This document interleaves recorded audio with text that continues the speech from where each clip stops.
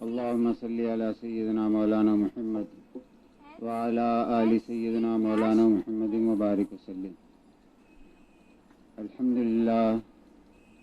لله نحمده ونستعينه ونستغفره ونؤمن به ونتوكل عليه ونعوذ بالله من شرور أنفسنا ومن سيئات أعمالنا. من يهده الله فلا مضل له ومن يضلله فلا هادي له. ونشهد أن لا إله إلا الله وحده لا شريك له. ونشهد أن سيدنا ونبينا ومولانا محمدا عبده ورسوله صلوات الله وسلامه عليه وعلى آله وصحبه وبارك وسلم تسليما كثيرا كثيرا. أما بعد فأعوذ بالله من الشيطان الرجيم. بسم الله الرحمن الرحيم.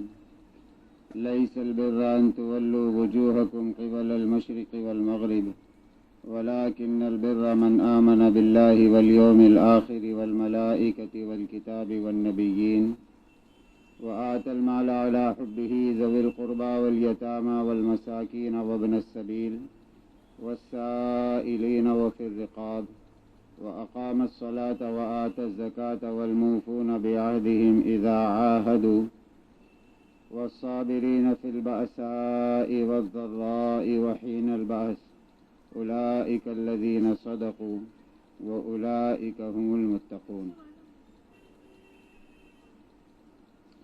میرے بھائیوں، بزرگوں اور دوستوں،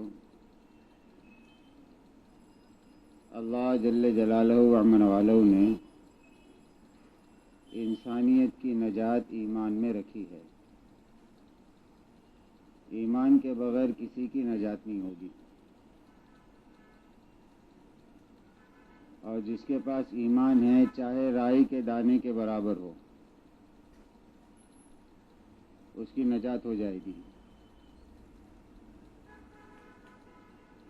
یا تو اللہ رحم فرما کر حساب کتاب ہی سے محفوظ کریں گے اور اپنے فضل سے جنت میں داخل کر دیں گے، یا کسی کی سفارش اس کے حق میں قبول کر لیں گے، یا کسی نیکی کو بہانہ بنا کر مغفرت کر دیں گے. اور اگر خدا نہ خواستہ آدمی اپنے گناہوں کی وجہ سے جہنم میں چلا بھی گیا تو ایمان ایک نہ ایک دن اس کو جہنم سے ضرور نکالے گا، کہ ایمان کی بنیاد پر اللہ اس کو جہنم سے ضرور نکالیں گے، اور جس وقت جنت میں داخل کریں گے ہمیشہ ہمیشہ کی جنت دے دیں گے. پھر اس کے بعد جنت سے کبھی نہیں نکالیں گے. جیسے بے ایمان کو جہنم سے کبھی نہیں نکالیں گے، ایسے ایمان والے کو جنت سے کبھی نہیں نکالیں گے، اور ساری نعمتیں بھی دے دیں گے.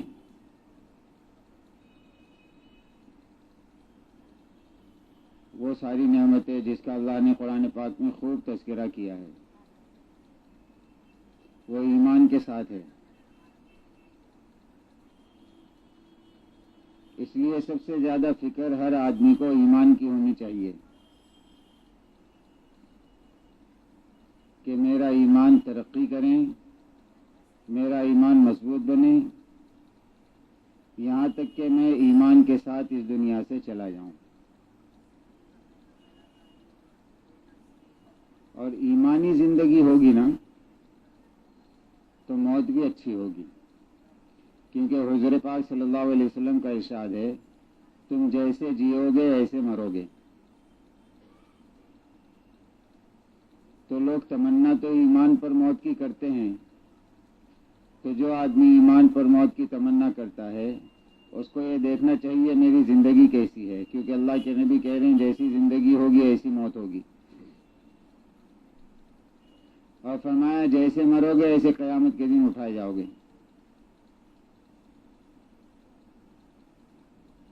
اور بڑا قیمتی سرمایہ ہے ایمان.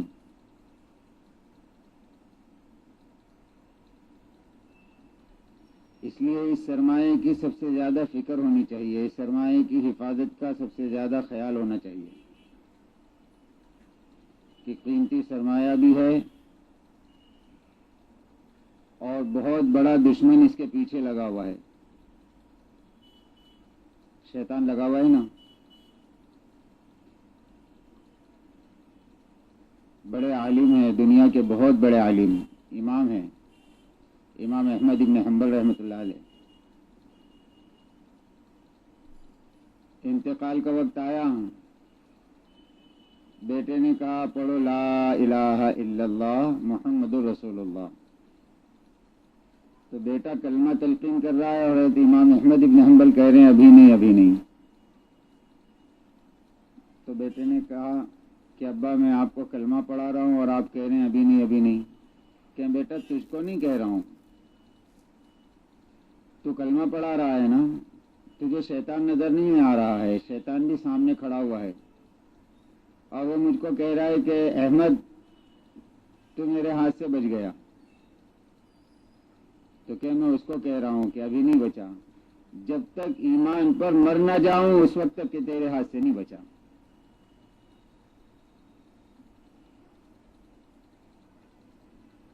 یہ وہ لوگ ہیں جن کو لوگوں نے امام مانا ہے، جو پوری دنیا کے لیے نمونہ ہے، جن کا تقوی، جن کا توکل اور جن کا علم ایسا کہ ان چیزوں کو سامنے رکھ کر ساری دنیا کے لوگوں نے ان کو امام تسلیم کیا ہے.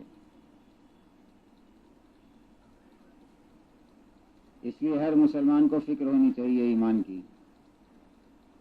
اس لیے ایمان سیکھنے کی چیز ہے، اس کو اچھی طرح جاننا بھی چاہیے کہ ایمان کہتے کسے ہیں، پھر اس کو سیکھنے کی کوشش کرنا چاہیے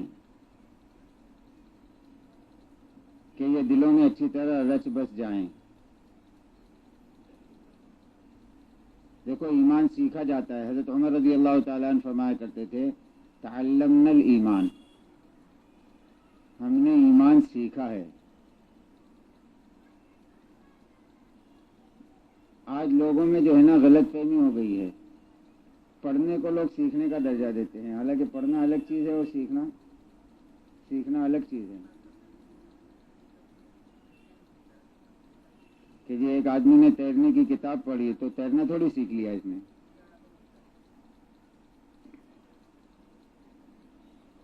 اگر یہ سمندر میں کود جائے گا تو کتاب پڑھ کر تو ہلاک ہو جائے گا. اور ایک ہے کہ ایک آدمی نے سیکھا ہے تیرنا، تو اس کو کنویں میں ڈال دو تو کنویں میں تیر لے گا، ندی میں ڈال دو تو ندی میں تیر لے گا، اور سمندر میں ڈالو تو سمندر میں تیر لے گا، کیونکہ تیرنا سیکھا ہے. اس لیے جب ایمان سیکھا جائے گا نا تو آدمی جس ماحول میں ہوگا اس ماحول میں ایمان کے مطابق اسلام پر زندگی گزار لے گا. کہ جائے اس کو جہاں جس ماحول میں رکھ لو کہ جی ایمان سیکھا ہوا ہے. دیکھو جس کو تیرنا آتا ہے نا، جو تیرنا سیکھ لیتا ہے، اس کو سمندر کی موجیں بھی متاثر نہیں کرتی ہے، سمندر کی موجوں کو بھی کاٹتا ہے وہ. اور ندی کا بہاؤ ایک طرف بہتا ہے نا، تو بعض ماہر تیرنے والے ایسے ہوتے ہیں وہ مخالف سمت میں بھی تیر لیتے ہیں،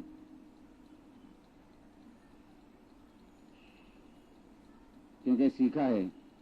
جب ایمان سیکھ لے گا آدمی تو کتنا ہی اسلام کے خلاف کا ماحول ہو یہ اسلام پر چل لے گا.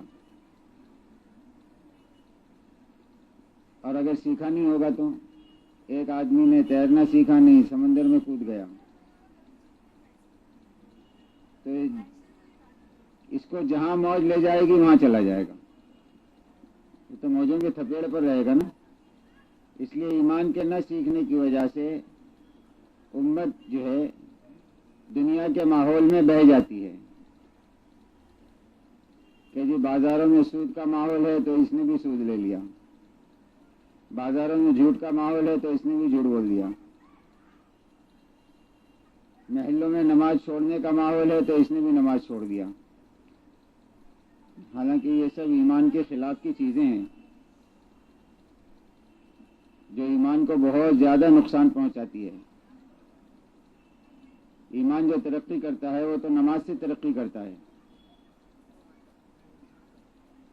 اس لیے حضور پاک صلی اللہ علیہ وسلم کا ارشاد ہے کہ آدمی کے اور کفر کے درمیان نماز ہی حائل ہے۔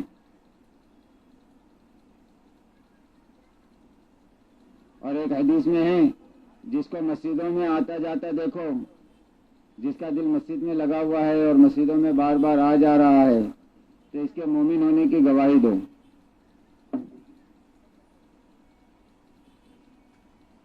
اس لیے ایمان سیکھنے کی چیز ہے، اس کو سمجھنا چاہیے اور سیکھنا چاہیے۔ اس لیے صحابہ حضور پاک صلی اللہ علیہ وسلم سے ایمان کے بارے میں سوالات کرتے تھے۔ ایک مرتبہ تو صحابہ بیٹھے ہوئے ہیں، حضرت جبرائیل نے آ کر حضور سے سوال کیا کہ جی ایمان کیا ہے؟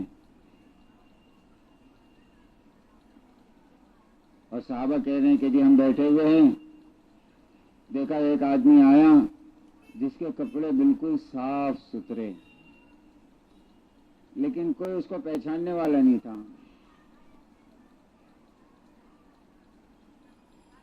تو ایسے لگ رہا تھا باہر کا آدمی ہے، لیکن اس کا حلیہ بتلا رہا تھا کہ یہ سفر سے بھی نہیں آیا ہے۔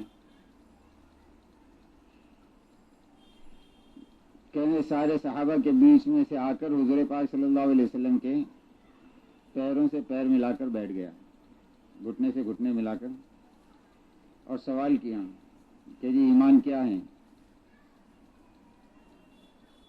تو حضور پاک صلی اللہ علیہ وسلم نے فرمایا ایمان یہ ہے کہ تم اللہ کو اپنا رب مانو، ایسا کہ وہ اکیلا ہے، اس کے علاوہ کوئی عبادت کے لائق نہیں ہے، اور آخرت پر ایمان لاؤ، اللہ کے فرشتوں پر ایمان لاؤ، اللہ کی کتاب پر ایمان لاؤ، اللہ کے نبیوں پر ایمان لاؤ۔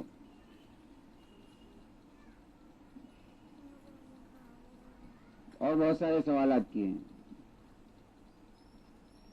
جیسے حضور پاک صلی اللہ علیہ وسلم اس کے سوال کا جواب دیتے تو وہ کہتا کہ آپ نے سچ کہا۔ صحابہ کو تعجب کہ جی سوال بھی پوچھ رہا ہے اور جب حضور جواب دے رہے ہیں تو تصدیق بھی کر رہا ہے کہ آپ نے سچ کہا۔ جب وہ چلے گئے تو حضور پاک صلی اللہ علیہ وسلم نے فرمایا جانتے ہو یہ کون تھے؟ کہ حضور نہیں جانتے، مسافر نظر آ رہا تھا، لیکن چہرے سے اور اس کے لباس سے سفر کے آثار بھی نظر نہیں آ رہے تھے، کپڑے بالکل صاف ستھرا تھے۔ حضور پاک صلی اللہ علیہ وسلم نے فرمایا یہ جبرائیل تھے۔ کون تھے؟ ہاں یہ حضرت جبرائیل علیہ السلام تھے، تم کو ایمان، اسلام، عبادت سکھانے کے لیے آئے تھے، کہ مجھ سے پوچھ رہے تھے تاکہ تم سیکھ لو۔ تو ایسے صحابہ ایمان کے بارے میں سوال کرتے تھے۔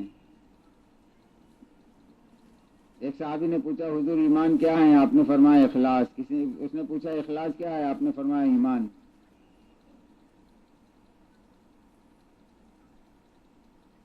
حضرت ابن عمر رضی اللہ تعالیٰ عنہ فرماتے ہیں کہ حضور پاک صلی اللہ علیہ وسلم سے پوچھا گیا ایمان کیا ہے؟ آپ نے فرمایا ان تؤمن باللہ و ملائکتہ و کتبہ و رسلہ، تو ایمان لا اللہ پر، اس کے فرشتوں پر، اس کی کتابوں پر اور اس کے رسولوں پر۔ تو اللہ پر ایمان کے ساتھ ساتھ آخرت پر ایمان واجب ہیں، ایسے فرشتوں پر ایمان واجب ہے۔ کس پر ایمان؟ کہ ایمان کو دیکھو، ایک ہے ایمان کا ایک اجمالی جملہ، دونوں ایمان کے تذکرے بچپن میں مکتب میں جب بچہ داخل ہوتا ہے تو ہوتے ہیں نا، کہ جی آمنت باللہ کما ہوا باسمائہ وصفاتہ وقبلت جمیع احکامہ، اس کو کیا کہتے ہیں؟ اس کو ایمان مجمل کہتے ہیں نا۔ پھر ایک ایمان مفصل سمجھایا جاتا ہے کہ جی آمنت باللہ و ملائکتہ و کتبہ و رسلہ والیوم الآخر والقدر خیرہ و شرہ من اللہ تعالی والبعث بعد الموت۔ تو ہم اس کو پڑھ لیتے ہیں، لیکن پڑھنے کے بعد جو ہے اس کے سیکھنے کی، اس کے علم کے حاصل کرنے کی کوشش نہیں کرتے ہیں.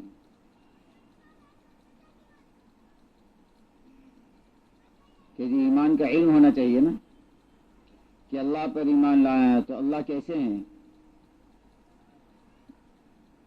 جس اللہ پر میرا ایمان ہے وہ اللہ کیسے ہیں اس کو جاننا چاہیے نا، تاکہ جیسے اللہ ہیں ایسے میرے دل میں اس کا یقین اتر جائیں. کہ جی آخرت پر میرا ایمان ہے تو آخرت کسے کہتے ہیں، جنت کیسی ہے، جہنم کیسی ہے، اور یہ مقصود ہے. اسی لیے تو قرآن پاک میں اس کا تذکرہ کیا گیا ہے کہ بندے ان کو اچھی طرح سمجھیں اور جیسی وہ چیزیں ہیں ویسے اس کا یقین کریں. ایسے فرشتوں پر ایمان ہے تو فرشتے کیسے ہیں؟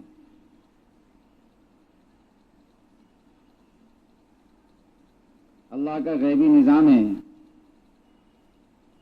مولانا یوسف صاحب رحمۃ اللہ علیہ فرماتے تھے فرشتوں پر ایمان کے معنی اللہ کے غیبی نظام پر ایمان لانا، ایسے کہ دنیا کے جتنے نظام ہیں ان سارے نظاموں کی کوئی حیثیت نہیں ہے، اللہ کا غیبی نظام اصل نظام ہے. وہ نظام جس کی حمایت میں آئے گا وہ کامیاب ہو جائے گا، وہ نظام جس کی مخالفت میں آئے گا وہ ہلاک ہو جائے گا. حضرت فرماتے تھے دیکھو ایمان مفصل میں جتنی چیزیں ہیں نا ان میں نفی اس بات دونوں ہیں. جیسے اللہ پر ایمان میں لا الہ الا اللہ ہے کہ جی مخلوق سے نہیں ہوتا، کس سے ہوتا؟ اللہ سے ہوتا ہے. تو آخرت پر ایمان میں بھی نفی بھی ہے، اس بات بھی ہے. نفی کیا ہے کہ جی زمانے سے نہیں ہوتا، ورنہ لوگ زمانے کے پابند ہو جائیں گے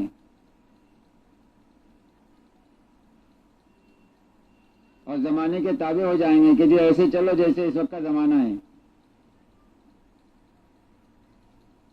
تو یہ زمانہ اصل نہیں ہے. اصل زمانہ کون سا ہے؟ آخرت کا زمانہ ہے جو کبھی نہ ختم ہونے والا زمانہ ہے.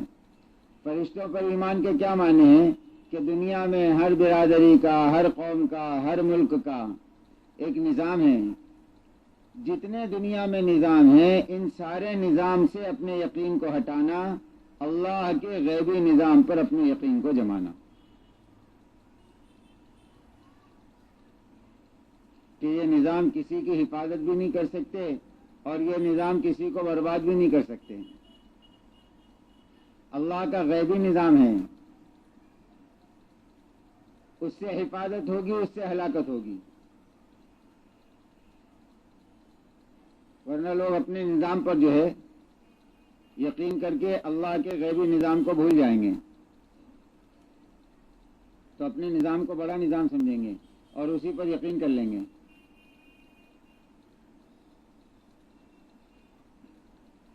تو اللہ کا غیبی نظام ہے جو فرشتوں کا نظام ہے. اس لیے فرشتوں پر ایمان واجب ہے. اس میں کیا ایمان ہے؟ ایک ان کے وجود کا ایمان ہے کہ جی فرشتے ہیں. فرشتے چاہے ہمیں نظر نہیں آتے کیونکہ ایمان تو غیب پر ہے نا. ایمان کس پر ہے؟ غیب پر. اور فرشتے کہاں پر ہے؟ فرشتے غیب میں ہیں، ہمیں نظر نہیں آتے ہیں، لیکن اللہ اور اس کے رسول نے ان کی خبر دی ہے، اس لیے ہم یقین کرتے ہیں کہ فرشتے ہیں. دوسرے یہ جیسے ہیں ایسے یقین کرنا ان کی شان کے مطابق کہ جی کیسے ہیں. جتنے فرشتے ہیں زمین اور آسمان میں یہ سب اللہ کے بندے ہیں، اللہ کی مخلوق ہیں.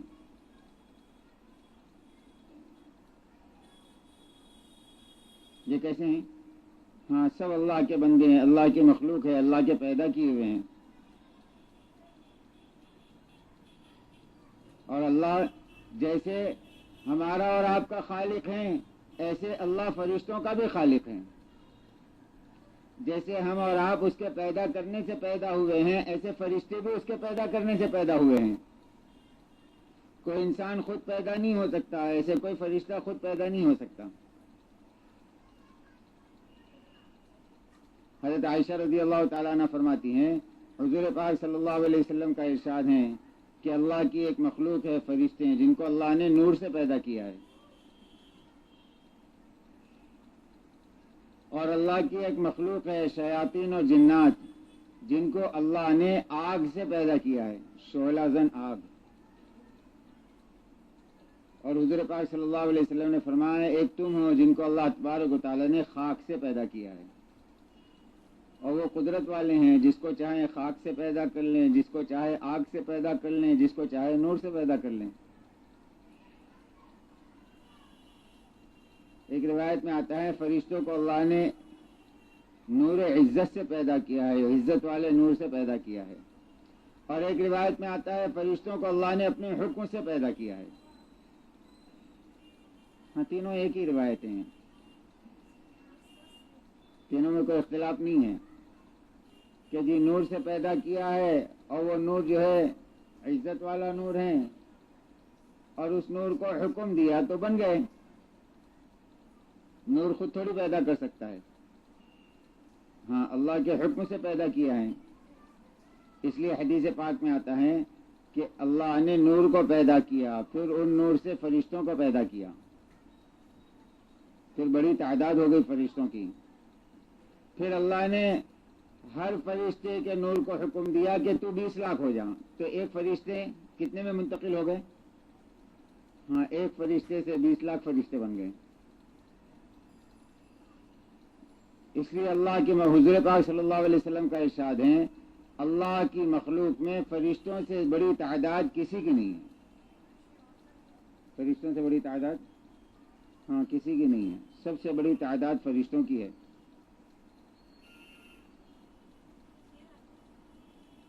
اور مختلف روایتیں ہیں ان کے پیدا ہونے کی کہ سب سے پہلے اللہ نے فرشتوں کو پیدا کیا، پھر آگے تذکرہ آئے گا ان فرشتوں میں بھی سب سے پہلے اللہ نے کس کو پیدا کیا۔ اب تو مجموعی فرشتوں کا تذکرہ کر رہا ہوں کہ سب سے پہلے اللہ نے فرشتوں کو پیدا کیا، پھر جتنے جس وقت چاہا پیدا کیا، پھر پیدا کرنے کا نظام بھی اللہ نے جیسے چاہا ویسے اختیار کیا۔ حدیث میں آتا ہے کہ ایک نہر ہے جس میں حضرت جبرائیل علیہ السلام غوطہ لگاتے ہیں، اور پھر جب اس نہر سے نکلتے ہیں اور اپنے پروں کو اور اپنے جسم کو جھاڑتے ہیں تو اس سے نور کے قطرے گرتے ہیں، ہر قطرے سے اللہ ایک فرشتہ بناتے ہیں۔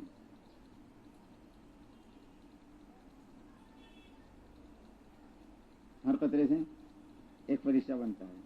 اور ایک روایت میں روزانہ حضرت جبرائیل علیہ السلام نہر کوثر میں غوطہ لیتے ہیں،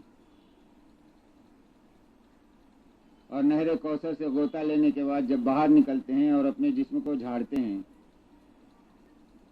تو نور کے قطرے حضرت جبرائیل کے جسم سے نکلتے ہیں، ہر قطرے سے اللہ تبارک و تعالیٰ ایک فرشتے کو بناتے ہیں۔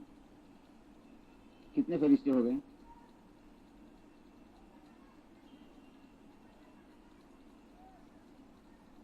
ایک روایت ہے کہ پورے آسمان میں قدم رکھنے برابر کی جگہ کہیں باقی نہیں ہے، جہاں اتنی جگہ بھی آسمان میں نہیں ہے کہ جہاں کوئی آدمی اپنا قدم رکھ سکے، کہ جی سارے آسمان میں ہر جگہ پر فرشتے اللہ کی بارگاہ میں سجدہ کیے ہوئے ہیں۔ اور ایک حدیث میں ہے کہ پورے آسمان میں 4 انگل کے برابر جگہ باقی نہیں ہے۔ کتنے انگل کے برابر؟ 4 انگل کے برابر جگہ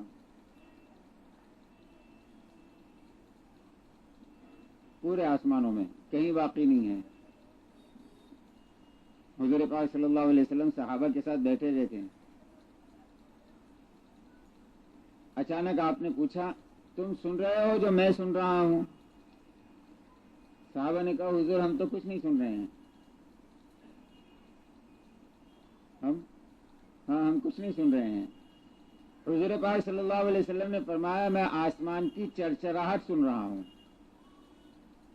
چرچراہٹ سمجھتے ہیں نا؟ چارپائی ہوتی ہے، جب اس پر بہت زیادہ بوجھ ہو جائے تو چرچراتی ہے نا، چرچر چرچر آواز آتی ہے. تو کہ میں آسمان کی چرچراہٹ سن رہا ہوں، اور حق ہے آسمان کو کہ وہ چرچرائے، کیونکہ پورے آسمان میں ایک انگل کے برابر بھی جگہ کہیں باقی نہیں ہے جہاں پر فرشتہ اللہ کی بارگاہ میں پیشانی ٹیکے ہوئے نہ ہوں.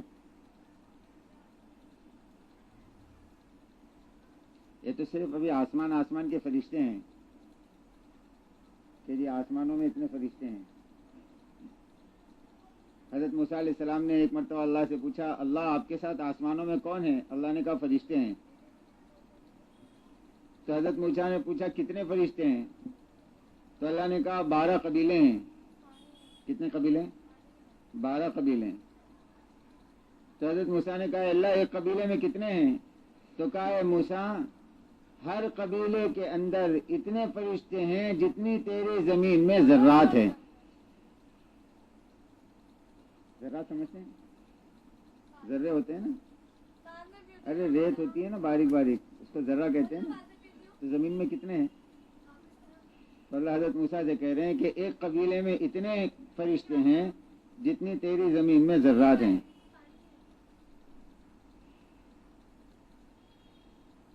یہ اللہ کا لشکر ہیں. وما يعلم جنود ربك الا هو. اس کی تفسیر میں بعض مفسرین اکرام نے یہی لکھا ہے کہ اس سے مراد اللہ کا لشکر فرشتے ہیں کہ ان کی تعداد اللہ کے علاوہ کوئی نہیں جانتا ہے. فرشتوں کی تعداد اللہ کے علاوہ کوئی نہیں جانتا ہے. بس اتنا حضور پاک صلی اللہ علیہ وسلم کا ارشاد ہے کہ پوری مخلوق میں سب سے زیادہ بڑی تعداد میں جو مخلوق ہے وہ فرشتے ہیں. اور حضرت وہاب ابن منبع رحمۃ اللہ علیہ کی روایت ہے، کہتے ہیں فضا میں ایک نہر ہے جو اتنی بڑی ہے کہ ساتوں زمین کا جتنا حصہ ہے اس سے 7 گنا بڑی ہے. ساتوں زمین جتنی بڑی ہے نا وہ نہر اس سے 7 گنا بڑی ہے. کہ آسمان سے ایک فرشتہ اس نہر میں اترتا ہے، وہ فرشتہ اتنا بڑا ہوتا ہے کہ جب وہ نہر میں اترتا ہے تو پوری نہر کو بھر دیتا ہے اس کے جسم سے. اور جب وہ اس نہر سے باہر نکل کر اپنے بدن کو جھاڑتا ہے تو اس کے جسم سے نکلنے والے ہر نور کے قطرے سے اللہ ایک فرشتہ پیدا کرتے ہیں، اور ان میں کا ہر فرشتہ اللہ کی اتنی تسبیح بیان کرتا ہے جتنی پوری مخلوق بیان کرتی ہے.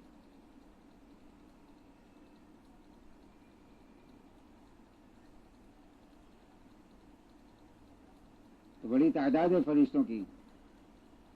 ہر بادشاہ کا اپنا لشکر ہوتا ہے نا.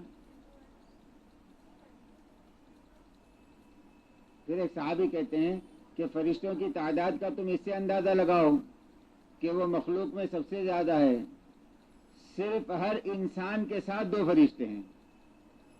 ہر انسان کے ساتھ 2 فرشتے ہیں. تو ایسے ہی انسانوں سے ڈبل ہو گئے فرشتے. کیوں بھائی؟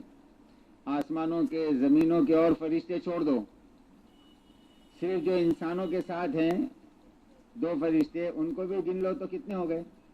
ڈبل ہو گئے. پھر وہی صحابی کہتے ہیں بارش کے ہر قطرے کے ساتھ ایک فرشتہ آتا ہے. کتنے قطرے ہوتے ہیں بارش کے؟ اس کے ذمہ ہوتا ہے کہ اس قطرے کو شمار کریں اور اس قطرے کے ساتھ چلیں جہاں تک وہ جا رہا ہے.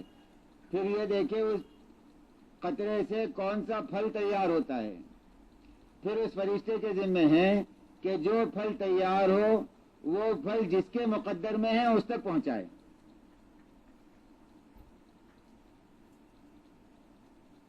ہاں اللہ کا نظام ہے. ایسی تھوڑی روزی مل رہی ہے. روزی کون دیتے ہیں؟ اللہ دیتے ہیں. اور روزی پر اللہ نے فرشتے مقرر کر رکھے ہیں کہ بارش کا ہر قطرہ فرشتے کے ساتھ آتا ہے، اور وہ فرشتے کی ذمہ داری ہوتی ہے کہ اس قطرے کا جہاں پہنچنا اللہ نے طے کر رکھا ہے وہاں تک اس قطرے کو پہنچائے. جس پھل میں جس پھول میں پہنچنا رکھا ہے وہاں تک پہنچائے. پھر اس پھل کو اللہ نے جس کے مقدر میں رکھا ہے وہاں تک پہنچائے. پھر آگے بھی فرشتوں کا نظام ہے کہ اس پھل کے کھانے کے بعد پھر اندر فرشتے ہیں، ان کے ذمے ہیں کہ اس کو غذا بنائیں یا خون بنائیں یا پھکٹ بنا دیں.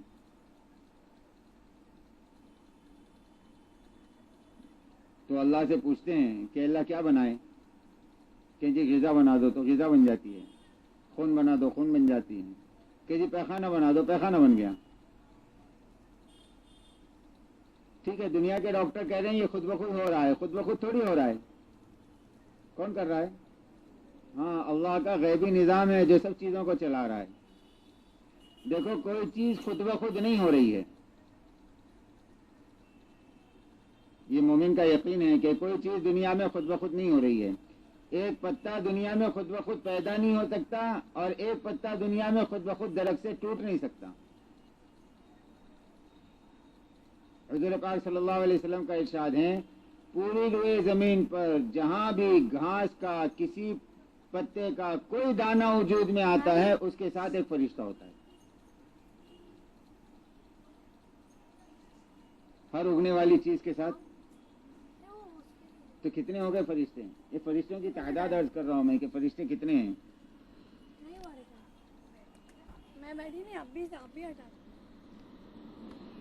پھر اللہ نے فرشتے بنائے ہیں تو کوئی رکوع میں ہے، کوئی سجدے میں ہے، کوئی صف باندھے کھڑے ہیں.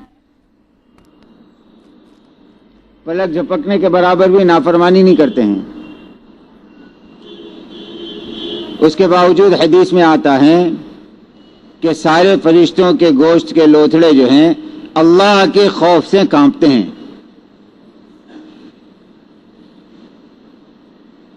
اور جس دن قیامت کے دن اللہ ان کو اپنا دیدار کروائیں گے، اپنے سامنے لائیں گے، تو ہزاروں لاکھوں سال فرشتوں نے عبادت کی ہوگی نا. کتنے سال؟ ہزاروں لاکھوں سال عبادت کی ہوگی. تو اپنی ساری عبادتوں کی نفی کریں گے اور سارے فرشتے بیک زبان کہیں گے ما عبدناک حق عبادتک. پلک جھپکنے کے برابر نافرمانی نہیں کی اور غفلت بھی نہیں. نہ سونا ہے، نہ کھانا ہے، نہ پانی ہے. کیوں بھائی فرشتوں کو کھانا پانی ہے، نہ سونا ہے.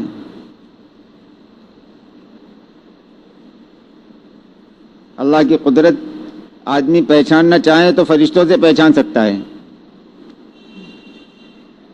کہ یہ ایک مخلوق ہم ہیں، ہمارے ساتھ اللہ نے ضرورت رکھ دی ہے کھانے پینے کی، سونے کی.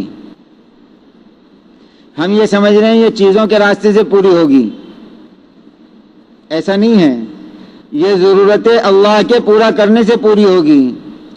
جن مخلوق کو اللہ نے پیدا کیا ہے ان کی ان ضرورتوں کو اللہ بغیر کھائے پیے پورا کر دیتے ہیں. کہ جی فرشتے کھاتے نہیں ہیں تو ان کی ضرورت کون پورا کرتا ہے؟ اللہ. پیتے نہیں ہیں، ان کی ضرورت کون پورا کرتا ہے؟ اللہ. جس دن سے بنائے ہیں اس دن سے قیامت کے دن جب اللہ فرشتوں کو موت دیں گے اس وقت تک کوئی فرشتہ سوتا نہیں ہے. تو ان کی ضرورت کون پورا کرتا ہے؟ ہاں، اللہ. اور جیسے ان کو پیدا کیا گیا ہے نا، دیکھو میں کہہ رہا تھا نا فرشتوں پر ایمان ان کے وجود کا ایمان ہے کہ ان کو اللہ نے پیدا کیا ہے نور سے. ایسے ان کے مرنے پر بھی ایمان ہونا چاہیے کہ یہ اللہ کی مخلوق ہے، اللہ کے پیدا کرنے سے پیدا کیے ہیں، جس دن اللہ چاہیں گے مریں گے.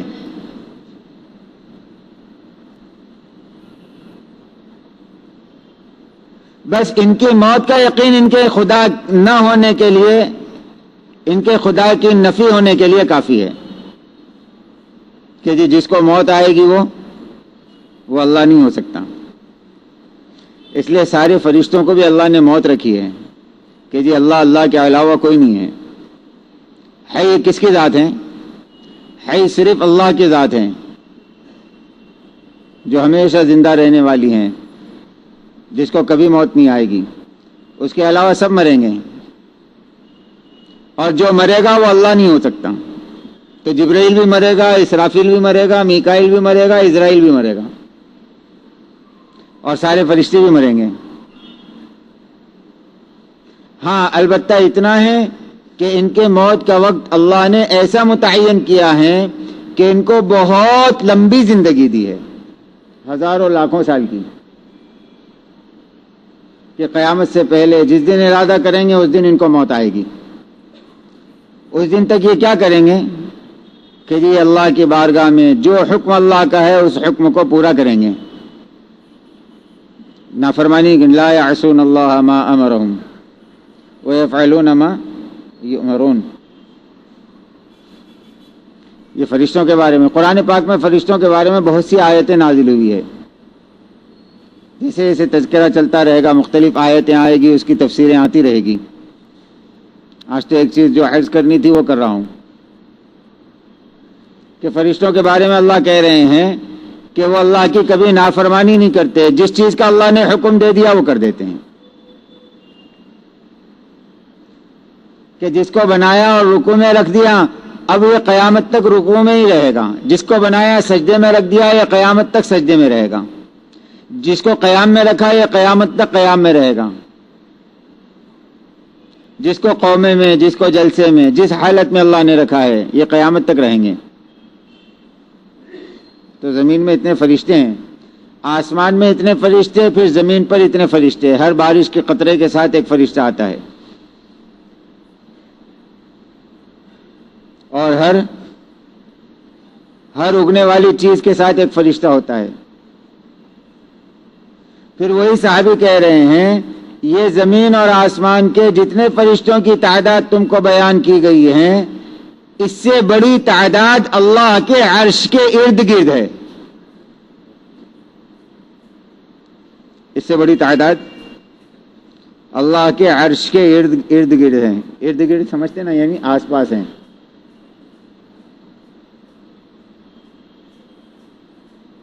جی بادشاہ ہیں، بادشاہوں کا بادشاہ ہے، احکم الحاکمین ہے، احکم الحاکمین ہے، تو شہنشاہ کا اپنا ایک نظام ہوتا ہے نا، حالانکہ اللہ کو اس کی ضرورت نہیں ہے، اللہ کو کسی فرشتے کی ضرورت نہیں ہے۔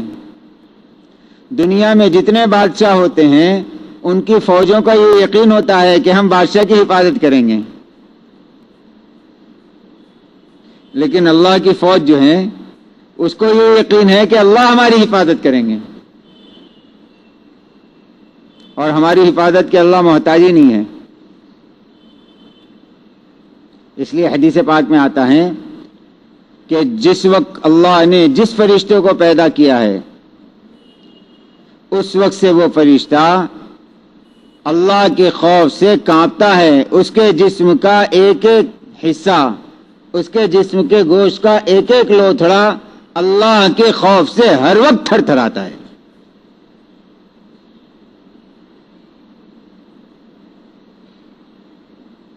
اور حق بھی ہے، اس لیے کہتے ہیں نا جتنی معرفت بڑھے گی اتنا خوف بڑھے گا اللہ کا، جتنی معرفت بڑھے گی جتنا آدمی اللہ کو پہچانے گا۔ فرشتے اللہ کو پہچانتے ہیں نا تو اللہ سے ڈرتے ہیں۔ بندوں کے لیے بھی کہا ہے انما المؤمنون الذين اذا ذكر الله وجلت قلوبهم، کہ ایمان والے تو وہ لوگ ہیں جب ان کے سامنے اللہ کا نام آئے تو ان کا دل کانپ جائیں، ان کا دل کیا ہو، کانپ جائیں، کیونکہ پہچانتے ہیں نا، تو اللہ کی معرفت جو ہے ان میں خوف پیدا کرتی ہے، ڈر جاتے ہیں کہ جی بڑے کا نام ہے۔ اور علم کہتے ہیں اللہ کو پہچاننے کو، علم کسے کہتے ہیں؟ اللہ کو پہچاننے کو۔ اس لیے ایک جگہ قرآن پاک میں فرما رہے ہیں انما یخشی اللہ من عبادہ العلماء، کہ اللہ سے سب سے زیادہ ڈرنے والے اللہ کے بندے میں وہ لوگ ہیں جن کے پاس علم ہے، جن کے پاس کس کا علم ہے؟ کیونکہ علم ہے کس کا؟ اگر دنیا کے سارے فنون کو بھی آپ علوم سمجھو گے تو دنیا کے فنون والے تو اللہ سے ڈرتے ہی نہیں ہیں، جس کے پاس جتنی زیادہ ڈگریاں ہیں وہ اتنا زیادہ بے خوف ہے۔ اور وہ اتنا زیادہ سرکش بنا ہوا ہے. اور انہی چیزوں کی بنیاد پر لوگ چیلنج کر دیتے ہیں قدرت کو. انہی چیزوں کی بنیاد پر قدرت کو چیلنج کر دیتے ہیں. چاہے سمجھتے ہیں کہ ہم زمین کا نظام بدل دیں گے، حالانکہ اللہ کے ارادے کے علاوہ کوئی کچھ نہیں کر سکتا. اس لیے اللہ سے سب سے زیادہ وہ ڈرے گا جو اللہ کو سب سے زیادہ پہچانے گا. انبیاء علیہ الصلوۃ والسلام سے زیادہ اللہ سے ڈرنے والا کوئی نہیں ہے. حضرت محمد رسول اللہ صلی اللہ علیہ وسلم سے زیادہ اللہ سے ڈرنے والا کوئی نہیں ہے، کیونکہ آپ سب سے زیادہ اللہ کو پہچاننے والے ہیں، تو آپ سب سے زیادہ ڈرنے والے ہیں. اس لیے رحمت کی آیتوں پر آپ اللہ سے مانگتے ہیں کہ اللہ یہ دے دیں، اور عذاب کی آیتوں پر آپ خوب روتے ہیں، گھبرا جاتے ہیں، کیونکہ اللہ ہیں، اس کا ارادہ ہی سب کچھ کر سکتا ہے. وہ تو ایسی بڑی قدرت والا، طاقت والا، اتنے بڑے ارادے والا ہیں، اگر ارادہ کر لیں تو آنے واحد میں جنت کو جہنم بنا دیں.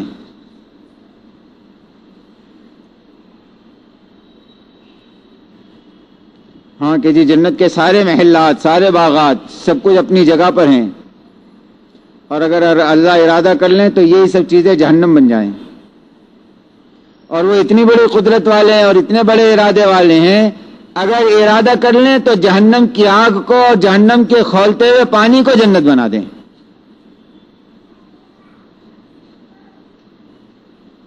بڑی طاقت والے ہیں. تو ان کا لشکر ہیں جو ان کے عرش کے ارد گرد ہوتا ہے. اور حدیث پاک میں آتا ہے، حرم ہے نا، حرم مکہ، یہ بالکل عرش کے بالمقابل ہے. اور کعبہ جو ہے، اللہ کے عرش کے سامنے کعبہ ہے جس کو بیت المعمور کہتے ہیں، وہ بالکل ہمارے کعبہ کے بالمقابل ہے. حدیث پاک میں آتا ہے کہ اگر بیت المعمور سے کوئی چیز چھوڑی جائے تو وہ سیدھے کعبے کے بیچ میں گرے گی. اللہ کے عرش کے سامنے ہے. اور حدیث میں آتا ہے کہ ایک وقت میں بیت المعمور کا 70,000 فرشتے طواف کرتے ہیں، اور جو فرشتے اس وقت طواف کر رہے ہیں اب قیامت تک ان کا نمبر نہیں آئے گا. جو اب طواف کر رہے ہیں وہ پھر قیامت تک ان کا نمبر نہیں آئے گا. تو ایک دن میں کتنے فرشتے بیت اللہ کا طواف کرتے ہیں؟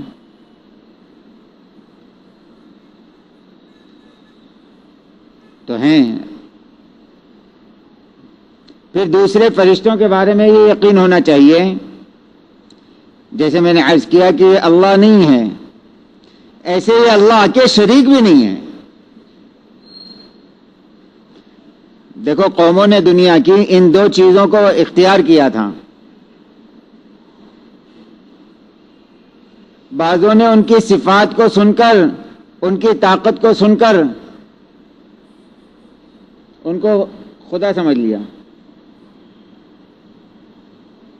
اور جن کے دلوں میں اور جن کے علم میں اللہ کی طاقت اور اللہ کی قدرت نہیں ہوگی، وہ کسی چیز میں طاقت کو دیکھیں گے، اس سے متاثر ہو کر اس کو رب سمجھ بیٹھیں گے، کیونکہ اللہ کو نہیں پہچانتے ہیں نا.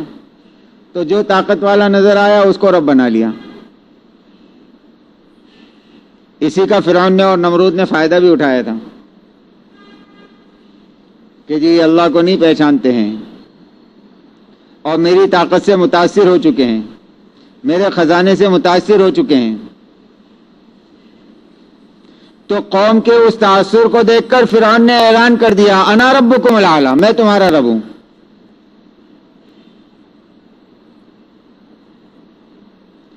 تو لوگ اللہ کو نہیں پہچانتے تھے، اللہ کی طاقت، اللہ کی قدرت، اللہ کے خزانوں کا علم ہی نہیں تھا، تو فرعون کو رب سمجھ بیٹھے. مان لیا فرعون کو رب. تو جن کے ذہنوں میں اللہ کی طاقت اور قدرت نہیں ہوگی، وہ مخلوق کی کسی بھی چیز کو دیکھ کر ان کو رب سمجھ بیٹھیں گے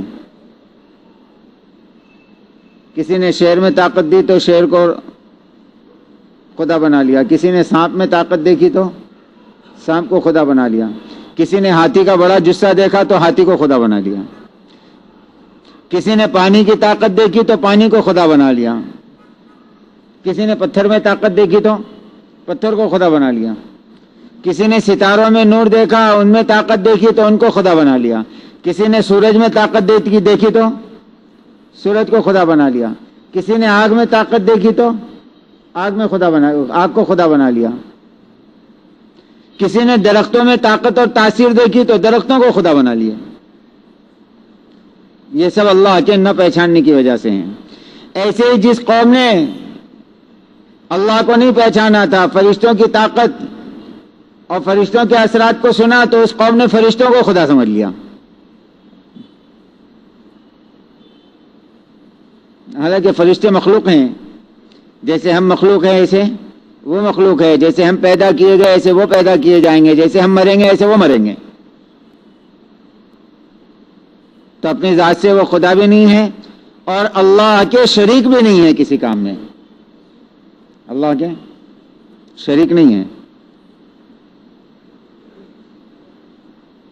حالانکہ بڑی طاقت ہیں، بڑی تعداد ہیں، ایک بڑی تعداد ہے جس نے اللہ کے عرش کو اٹھا رکھا ہے فرشتوں کی، اور وہ اتنے بڑے ہیں کہ ٹخنا ہوتا ہے نا، ٹخنا پیر، ٹخنا سمجھتے ہیں بھئی، پیر میں ٹخنا ہوتا ہے نا، ٹخنی کی ہڈی ہوتی ہے، وہاں سے لے کر اوپر نلی ہوتی ہے گودے کی، تو حدیث پاک میں آتا ہے کہ عرش کے اٹھانے والے فرشتے اتنے بڑے ہیں کہ ٹخنے سے لے کر ان کی پنڈلی کے گودے تک کا فاصلہ 500 برس کی مسافت کا ہے۔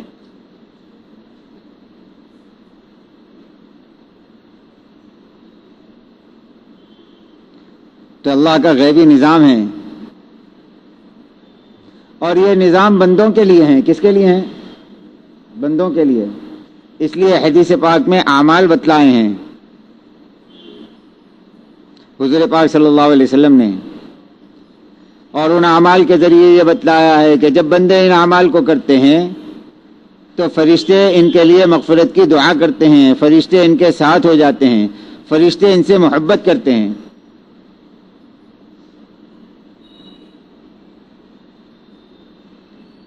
پھر ان کی سفارش کرتے ہیں۔ تو ہر آدمی یہ چاہتا ہے نا کہ جو قریب ترین لوگ ہیں، وزیر کے، صدر کے، بادشاہ کے، ان سے محبت، ان سے تعلق اپنا پیدا ہو جائے تاکہ اپنی بات آسانی سے پہنچ جائے۔ اور یہی نظام مخالفت میں بھی آ جاتا ہے۔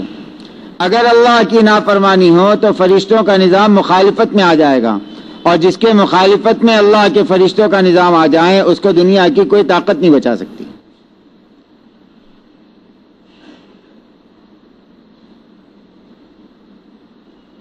اس لیے ان پر ایمان کے یہ معنی ہیں کہ ان کے وجود کا ایمان لانا اور ان کے بندے ہونے کا ایمان رکھنا، ان کے بندے اور مخلوق ہونے کا ایمان رکھنا، اور یہ ایمان رکھنا کہ جی ان میں سے اللہ نے جس کو چاہا اس کو رسول بھی بنایا، جس کو چاہا۔ ہاں، جیسے بندے ہیں نا اللہ کے سب زمین پر، تو اللہ نے ان میں سے جس کو چاہا رسول بنایا نہیں بنایا؟ ایسے فرشتوں میں بھی دو طرح کے رسول ہیں۔ کتنی طرح کے؟ دو۔ ایک جماعت وہ ہے فرشتوں کی جو اللہ کا پیغام فرشتوں تک پہنچاتے ہیں، اور ایک جماعت وہ ہیں جو اللہ کا پیغام نبیوں تک پہنچاتے ہیں۔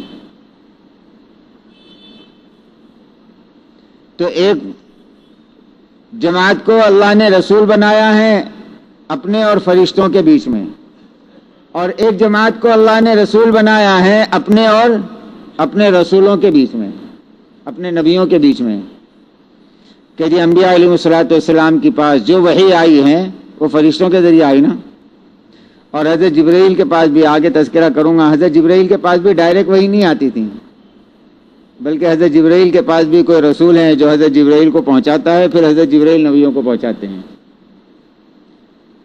تو ان کے بندے ہونے کا یقین کرنا، ان کے وجود کا یقین کرنا، اور یہ کہ جیسے رسول اللہ نے دنیا میں بنائے ہیں ایسے اللہ نے جس فرشتوں کو چاہا وہ بندوں کی طرف رسول بنایا، کہ جن رسولوں کی طرف اللہ کی طرف سے جس فرشتے کو اللہ نے چاہا رسول بنایا۔ پھر جن فرشتوں کو اللہ نے رسول بنایا ہے اس میں حضرت جبرائیل ہیں، ان کے اوصاف اللہ نے قرآن میں بیان کیے ہیں کہ وہ کیسے ہیں۔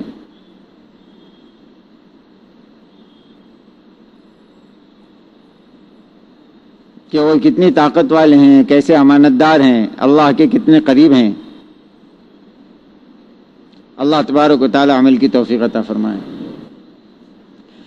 اللہم صلی علی سیدنا مولانا محمد وعلی آل سیدنا مولانا محمد وبارک وسلم۔